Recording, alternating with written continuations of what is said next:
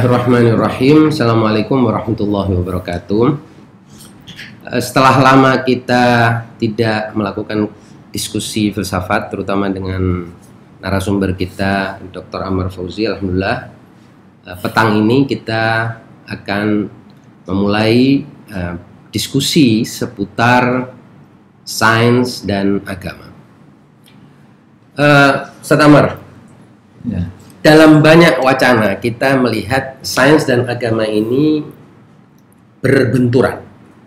Jadi seolah-olah kedua bagian dari kehidupan ini tidak bisa berharmoni, tidak bisa hidup berdampingan. Yang terjadi justru saintis ingin mengalahkan agama, agamawan juga ingin menafikan sains. Sedemikian sehingga dialektika antara sains dan agama ini telah mewarnai wacana manusia dan juga pemikiran manusia sejak sangat lama, sejak berabad-abad yang lalu hingga kini. Hingga di zaman modern ini pun orang masih bertanya, mana yang harus didahulukan ketika orang misalnya sakit, berdoa ataukah pergi ke dokter. Nah, kira-kira mana sih yang harus kita dahulukan ketika kita, apakah kita sebagai guru yang mengajarkan kepada orang kalau sakit lebih baik berdoa dulu atau pergi ke dokter dulu, ataupun ketika kita yang menjadi penderitanya, mana yang mesti kita dahulukan? Ya, bismillahirrahmanirrahim. Allahumma sholli ala sayyidina Muhammad wa ala ali sayyidina Muhammad. Isu yang kelihatannya kalau kita lacak secara teknis mungkin tidak lebih dari 200 tahun sebelumnya, 2 abad. Tapi secara praktis sudah dialami oleh manusia-manusia sebelumnya. Orang yang pertama kali mungkin secara lebih konkret dijadikan sebagai teori membicarakan agama dan sains, kemudian dilibatkan di tengah-tengahnya yaitu filsafat, adalah Auguste Comte, di mana dia membagi fase evolusi perkembangan kehidupan manusia pada 3 stage, 3 tahap.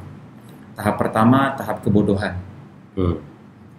Setiap gejala yang terjadi di lingkungannya, karena kebodohannya tidak bisa menafsirkan gejala yang di sekitarnya, maka dia hubungkan dengan kekuatan supranatural. Menghubungkan kepada kekuatan supranatural itu disebut dengan agama. Berikutnya manusia lebih punya kecakapan, punya kemampuan lagi untuk menafsirkan fenomena-fenomena, penafsiran yang belum konkret tapi berupa abstrak. Tidak langsung dia nisbatkan, dia hubungkan dengan supranatural, tapi juga dia amati relasi-relasi kausalitas. Itulah tingkatan di mana manusia mulai meninggalkan agama menuju filsafat. Tapi itu bukan akhir dari perjalanan manusia, itu tahapan kedua untuk kemudian beranjak ke tahapan berikutnya yang lebih konkret. Nah, tahapan itu yang disebut dengan objektivisme, yang kemudian dijadikan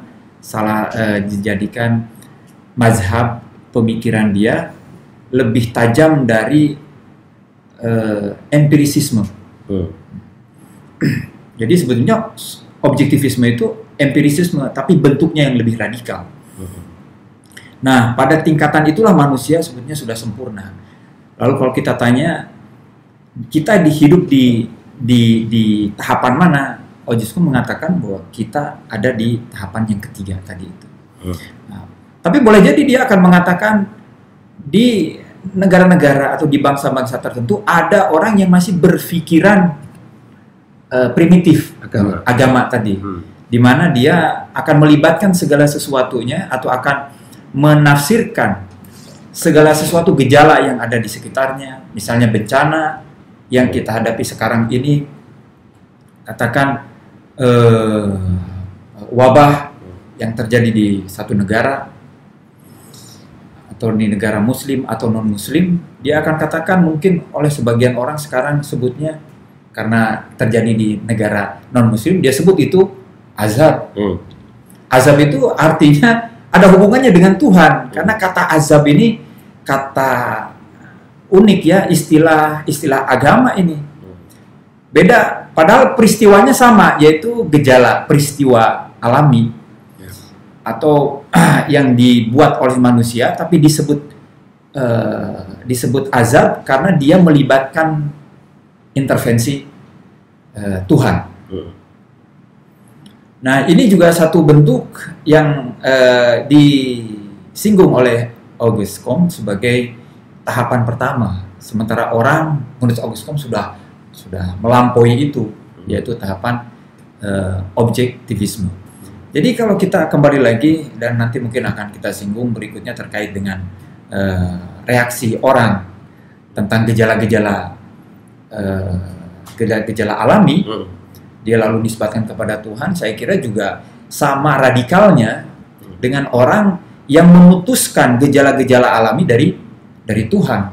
Jadi bagaimana kita diajari oleh filsafat untuk berimbang, bahwa kedua-duanya adalah anugerah yang diberikan kepada kita untuk kita maksimalkan, baik aspek duniawi ataupun aspek ukhrawi, baik aspek langit ataupun aspek bumi, lahir batin semuanya ada pada kita. Melecehkan salah satunya, saya kira itu tanda-tanda radikalisme.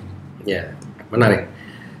Kalau menurut Muhammad Iqbal, Allamah Iqbal, dia mengatakan bahwa syair atau puisi itu menghangatkan, sementara filsafat itu mendinginkan. Jadi memang filsafat ini kan suatu cara, kalau kita pernah sebut sebagai suatu seni sebetulnya, untuk menderadikalkan apa saja yang cenderung atau menolak ekstremisme, ya kan? Dan intinya menolak ifrat ataupun tafrid gitu.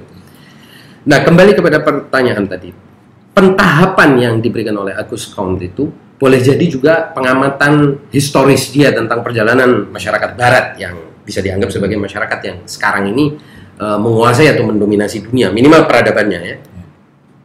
Karena kan peradaban Barat juga awalnya juga ya berbasis pada mitologi atau agama, kemudian mulai ada gerakan Renaissance, katakan mensterilkan kehidupan publik dari unsur-unsur tahayul agama, kemudian barulah mereka sampai kepada sains.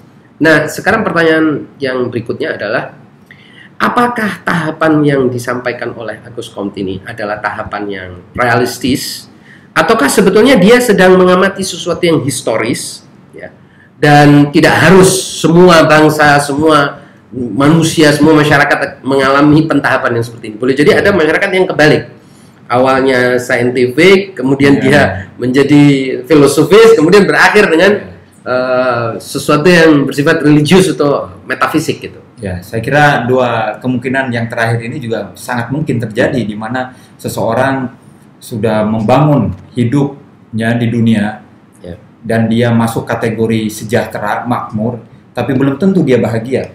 Dia kemudian meninggalkan, atau dia cukup jemu, bosan dengan kehidupan dunianya yang serba ada semuanya, serba canggih, serba tersedia, megah, tapi tidak memberikan kebahagiaan untuk dia. Dia mencari alternatif lain, spiritualitas, bahkan ke agama, berpindah dari satu agama ke agama lain.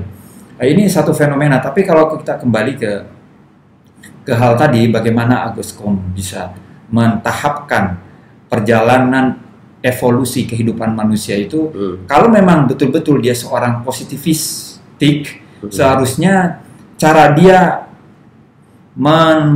mentahapkan evolusi manusia harusnya dengan metode positivisme juga. Artinya harus bisa diverifikasi secara ilmiah. Sementara dia hidup pada tenggat waktu tertentu, dia tidak bisa masuk ke masa lampau. Laporan-laporan tidak bisa diverifikasi oleh metode positivistik. Ini cacat metodologis yang melawan dirinya sendiri. Kecuali dia harus mengakui, yaitu metode filosofis, rasional, atau mungkin juga bahkan dia perlu libatkan data-data yang diberikan melalui wahyu sebagai satu kemungkinan, karena tidak ada bedanya bagi positivistik data-data sejarah dengan data-data wahyu berupa teks. Ini berikutnya saya ingin menekankan tadi yang disampaikan oleh Bapak Musa terkait dengan pengalaman Auguste Comte sendiri hidup di Barat, sejarah Barat. Jadi saya kira ini catatan yang bagus sekali. Seringkali kita berbicara tentang agama dari relasinya dengan banyak hal. Kali ini kita bicara tentang agama relasinya dengan sains, agama relasinya dengan akal, dengan rasio, agama dan relasinya dengan demokrasi, dengan politik dan lain sebagainya. Ini harus kita amati isu-isu seperti itu. Saya masih ingat bagaimana dicatat oleh Noam Chomsky, sekarang masih hidup, sebab bahwa isu perbandingan antara agama dengan yang lainnya itu, agama dengan dunia, agama itu sebetulnya produk Barat yang dikemukakan oleh mereka untuk merespon lemahnya respon kaum agamawan terhadap isu-isu keduniaan tersebut. Isu tadi ya, sekularisme, isu pluralisme, demokrasi, politik, termasuk sains yang sedang kita bicarakan ini. Kita tidak ada persoalan dalam sejarah Islam, hampir tidak ada persoalan dalam perjalanan peradaban Islam. Kalau kita lihat catatan sejarah bagaimana diungkapkan oleh Hussein Nasr, kita punya kurun emas, era keemasan Islam yang diukur sejak akhir abad kedua sampai abad ke-8 dengan wafatnya Ibnu Khaldun. Di sana terjadi ledakan peradaban di dunia timur yang mensinergikan dua kekuatan manusia antara agama dan sains. Jadi saya kira perlu didudukan kembali persoalannya yang dikemukakan oleh ilmuwan-ilmuwan Barat, harus diberi catatan 3 tahapan tadi sejauh yang dialami di Barat. Kalau kita terkait dengan agama yang dialami oleh Barat, oleh Eropa, yang berkembang di Eropa, agama saat itu agama apa? Dan bagaimana tafsiran mereka terhadap agama. Jadi kalau kita kita bicarakan lagi agama dan sains, itu sebetulnya harus kita runut kronologi awal kemunculannya. Jangan-jangan kita mengangkut-ngangkut, lalu kita bicarakan lagi di sini sehingga jadi konflik besar. Dan sekarang kita sudah terlanjur masuk. Orang merespon bagaimana terkait dengan wabah yang sedang kita alami sekarang ini. Orang menyebut azab, orang menyebut tentara Allah dan lain sebagainya.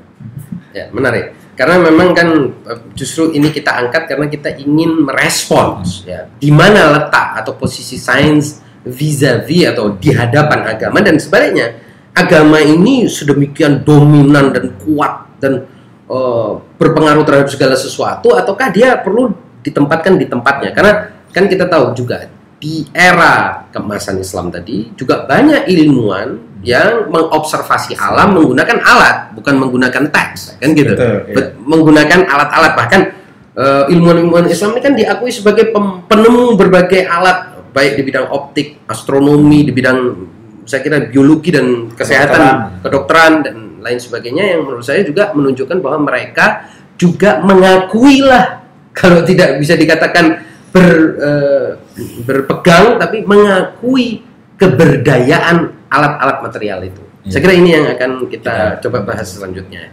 Nah, untuk saat ini kita cukupkan sampai di sini dulu. Insya Allah kita akan segera lanjutkan diskusi kita di waktu yang akan datang. Demikian, wassalamualaikum warahmatullahi wabarakatuh.